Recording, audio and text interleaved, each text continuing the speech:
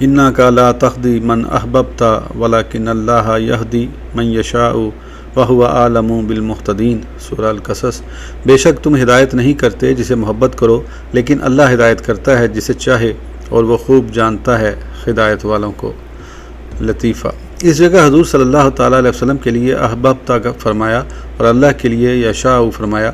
دونوں جگہ احببتا یا دونوں جگہ یشاء نہیں بولا گیا، اس لیے کہ نبی صلی اللہ تعالیٰ علیہ وسلم ساری مخلوق ہی سے محبت فرماتے ہیں، کیونکہ رحمت اللہ العالمین ہیں، اور آپ کو پسند ہے کہ سب کو ہی ہدایت ملے، مگر آپ کی اس محبت پر ہدایت نہیں ملتی، لیکن آپ اسی کی ہدایت چاہتے ہیں جس کی ہدایت رب چاہے۔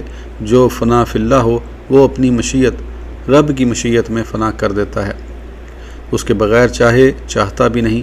رب تعالیٰ بھی ربوبیت کے لحاظ سے ساری مخلوق سے محبت کرتا ہے، کیونکہ رب العالمین ہے، اسی لیے